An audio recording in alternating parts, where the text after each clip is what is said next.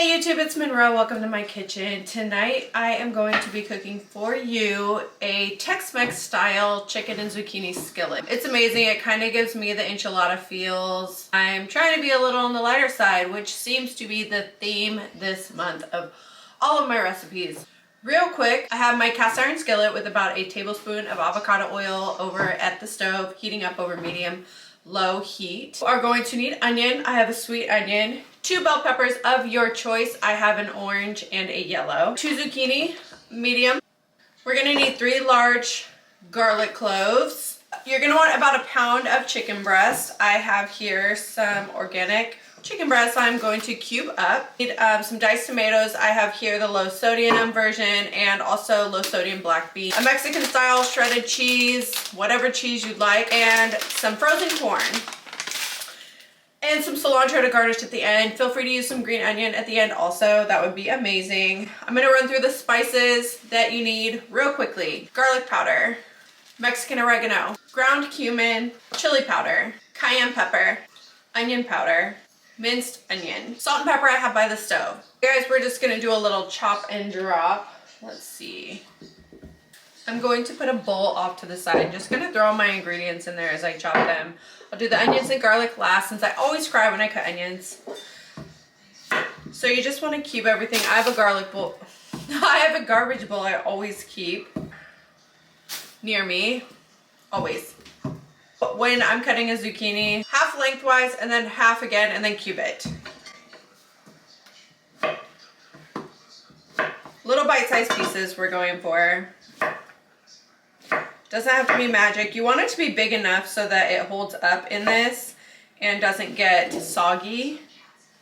You want a little bit of a bite. Move them off into the bowl.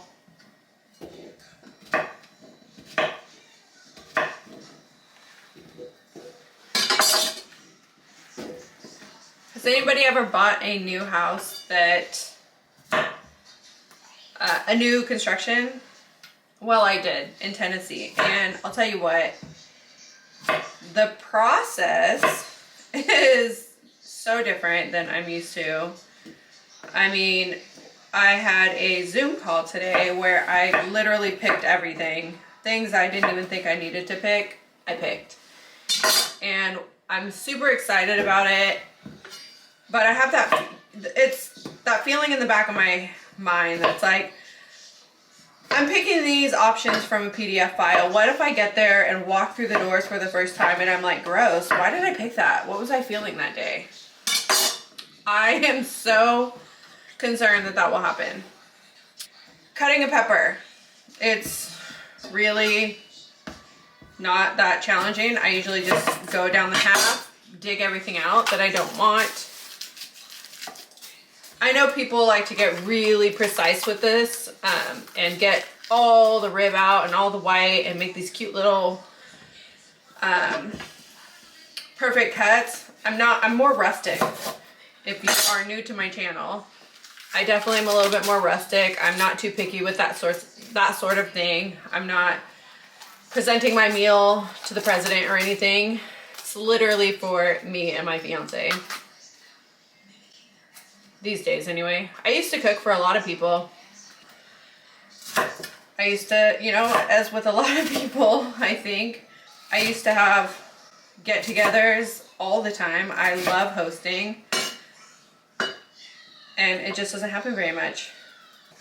So my favorite types of peppers are orange, super sweet. Love an orange pepper.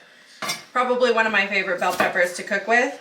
I've mentioned this before, I barely ever cook with green bell peppers. I wish that weren't the case because they are beautiful and sometimes I want that color added in. But I don't love them. They just, it takes me to a place I don't want to go. But I sure love yellow and orange peppers. So that's what I'm going with. And I feel like there is enough color in this dish. The green zucchini, the cilantro, the spices, everything. It's great. I always have a towel nearby me as well.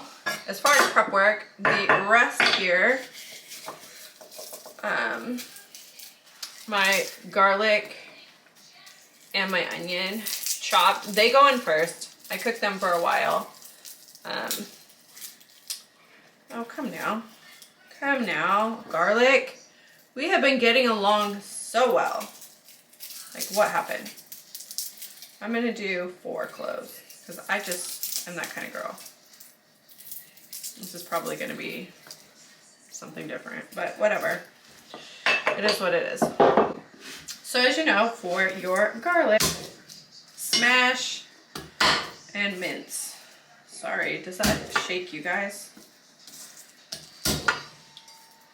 So I got super invested into a video the other night and my camera died. That was so depressing. It would have been an amazing video, but stay tuned. I will link it in my channel. Stay tuned, I will make it. It is an amazing lightened up version. Again, like I said, I am really feeling like I need to lighten everything up this month.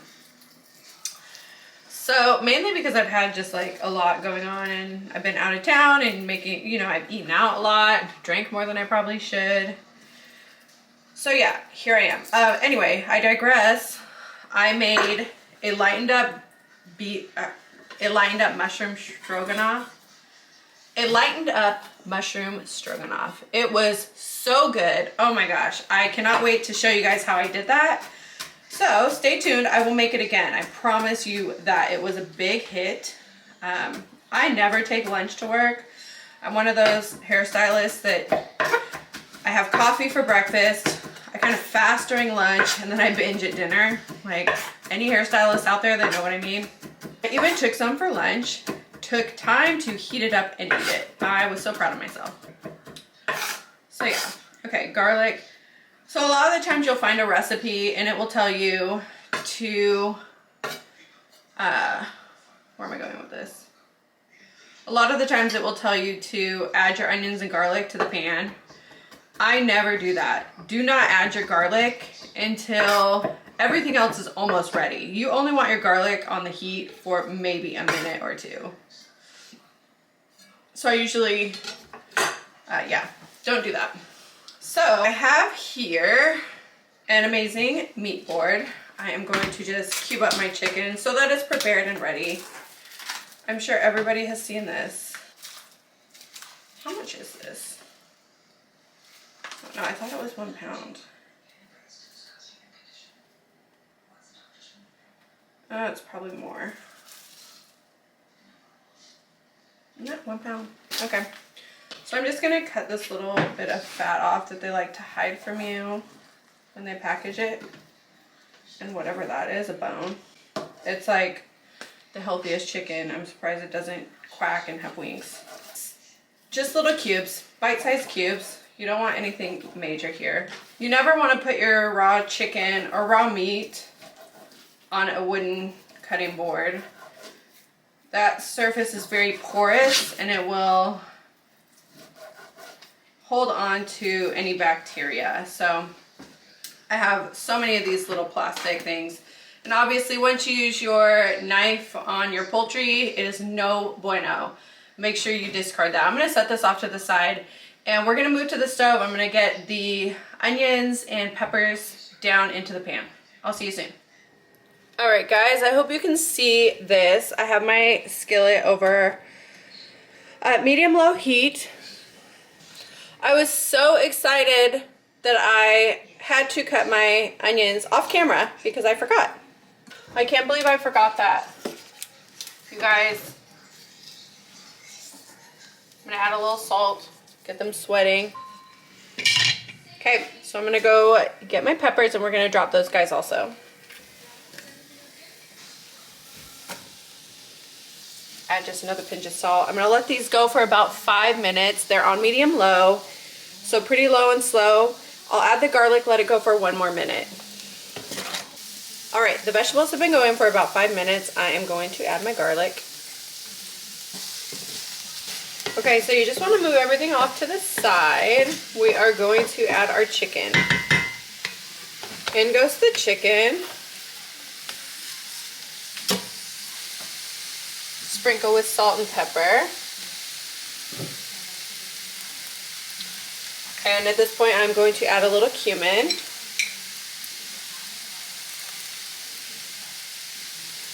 Just add it to everything. I don't measure, about a teaspoon, maybe a teaspoon and a half.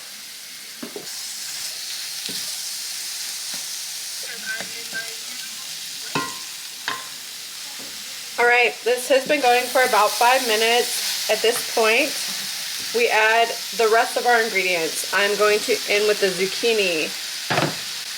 I am going to add our diced tomatoes with the juices. I'm going to add our black beans that I have drained, rinsed and drained. We are going to add our corn. Slice this open. I always overdo it on the veggies, so I would say eyeball it. Just about, you want to say maybe the same amount of black beans you have. Okay, call it good. So we are packing in the flavor. So before I mix this all up, I am going to get this out of the way and start with our seasoning. Garlic. A teaspoon of garlic. 2 teaspoons of chili powder. I go heavy-handed. I probably will put a tablespoon of chili powder. A teaspoon of minced onion. A teaspoon of onion powder. They do different things, guys. Look it up. You can do a dash of cayenne. Adjust this as you would like. My oregano, Mexican oregano. I take it out of the package. I crumple it up. And I drop about a half of a teaspoon. This is super aromatic, super fragrant. Give everything a mix. We are going to reduce the heat, cover, and cook for 10 minutes. Amazing. Oh my gosh, it smells so good. It smells a lot like chili. Another hack you could do for this recipe, if you would like, feel free to use a packet of your favorite taco seasoning. I don't hardly ever use that stuff. If you guys have watched me before, I make a lot of Mexican flavors here on my channel and in my everyday life. So I don't waste the money and I like to control the sodium. We improvise here on my channel. I don't have a lid that fits, so I'm going to cover this with my baking sheet.